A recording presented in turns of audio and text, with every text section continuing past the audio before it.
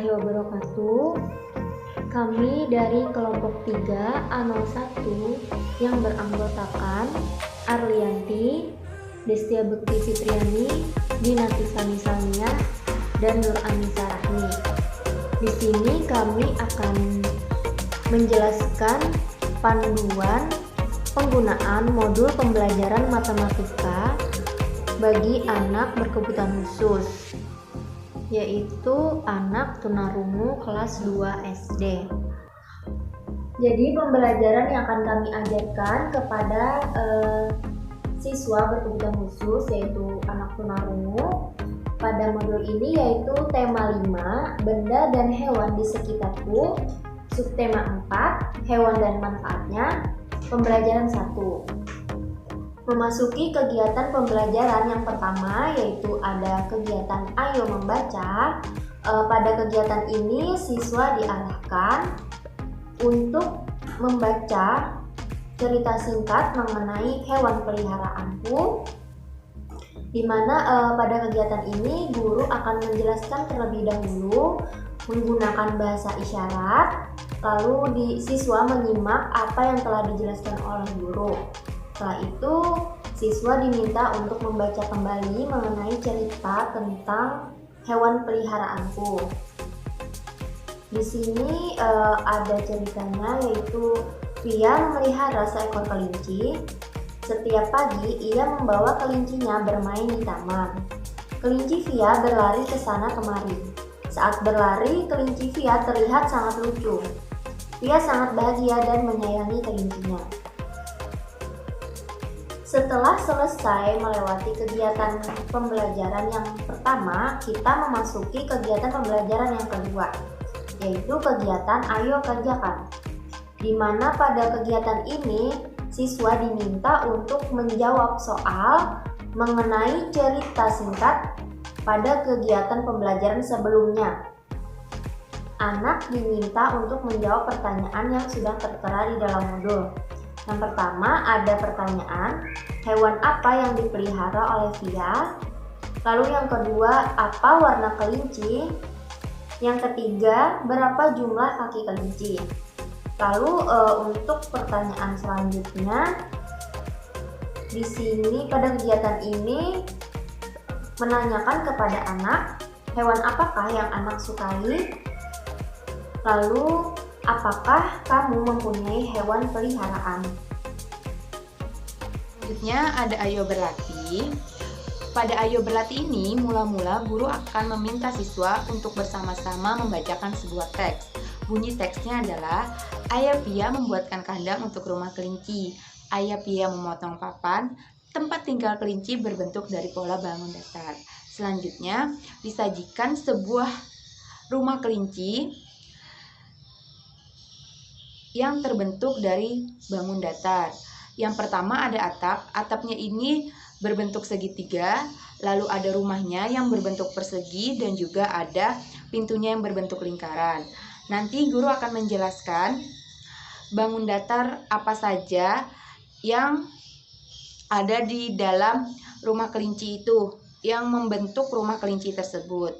Nah, selanjutnya siswa akan diminta untuk mengamati gambar yang ada di bawah. Di bawah itu ada pola persegi, pola segitiga, dan juga pola lingkaran. Nah, setelah diamati, siswa nanti akan diminta untuk menyebutkan pola bangun datar yang sama dengan pola yang ada di atas, akan tetapi bentuknya itu berbeda. Jadi siswa nanti akan diminta untuk menyebutkan kembali pola bangun datar apa saja atau bangun datar apa saja yang ada di dalam pola tersebut. Tujuannya untuk mereview ingatan siswa tentang bangun datar yang telah dipelajari dari rumah kelinci sebelumnya. Nah, di sini saya akan menjelaskan pada bagian materi Ayo Mencoba. Nah, pada materi ini kita harus mengenalkan kepada anak tunarungu macam-macam bangun datar lagi.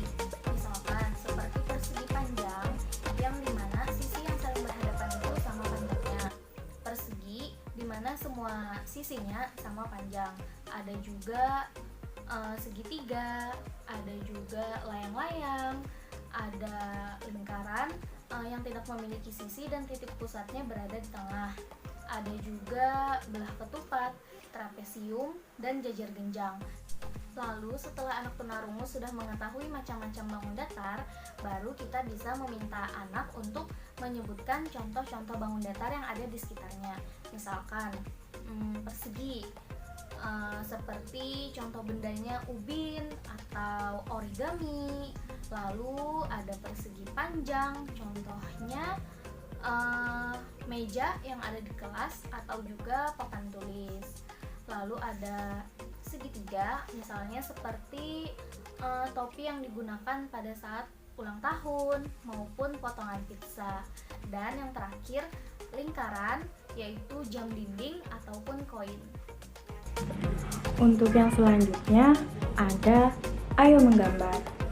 Pada kegiatan ini, anak diharapkan mampu menggambar macam-macam bangun datar sesuai dengan perintah yang disebutkan. Seperti yang tertera di sini, ayo kita menggambar bangun datar sesuai dengan perintah di bawah ini. Di sana ada bangun datar seperti persegi panjang, belah ketupat, trapesium, layang-layang, lingkaran, segitiga, persegi, dan jajar genjang. Nah, di sini anak tunarungu tidak serta-merta diperintah untuk menggambar bangun datar tersebut, tetapi anak juga akan didampingi oleh pendamping, dibantu, dan juga dipandu agar anak mudah memahami bagaimana menggambar persegi panjang dengan benar, menggambar belah ketupat dengan benar, maupun bangun datar yang lainnya dengan benar. Selanjutnya ada refleksi. Refleksi di sini disebut juga suatu kegiatan untuk mengukur sejauh mana pemahaman siswa atau umpan balik siswa terhadap serangkaian proses pembelajaran yang telah dilakukan. Seperti di sini, peliharalah hewan kesayanganmu dengan kasih sayang. Mereka juga ciptaan Tuhan. Kemudian, sudahkah kamu pahami materi pelajaran hari ini? Kemudian, materi apa yang belum kamu pahami? Jika belum, tanyakan kepada teman atau gurumu. Maksudnya di sini, itu menanyakan kepada anak apakah anak itu sudah memahami materi yang sudah dipelajarkan hari ini. Jika ada yang belum dipahami anak bisa bertanya kepada temannya maupun kepada gurunya. Kemudian yang selanjutnya ada kerjasama bersama orang tua.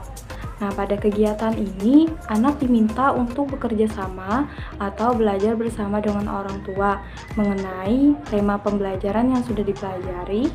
Hal ini bertujuan agar anak mampu mereview kembali pembelajaran yang sudah diajarkan di sekolah.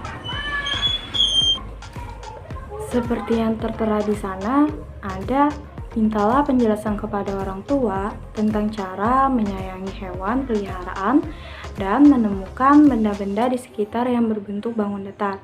Jadi anak tidak hanya belajar di sekolah, anak juga akan belajar di rumah dengan bekerjasama dengan orang tuanya. Jadi orang tuanya bisa memberikan jawaban kepada anak ketika anaknya bertanya apa saja benda-benda yang berbentuk bangun datar. Jadi orang tuanya akan memberikan jawaban yang sesuai yang dipertanyakan anak. Baik, itu tadi adalah presentasi dari kelompok kami. Mohon maaf apabila dalam penyampaian masih banyak kekurangan atau salah kata. Saya akhiri, wassalamualaikum warahmatullahi wabarakatuh. Terima kasih.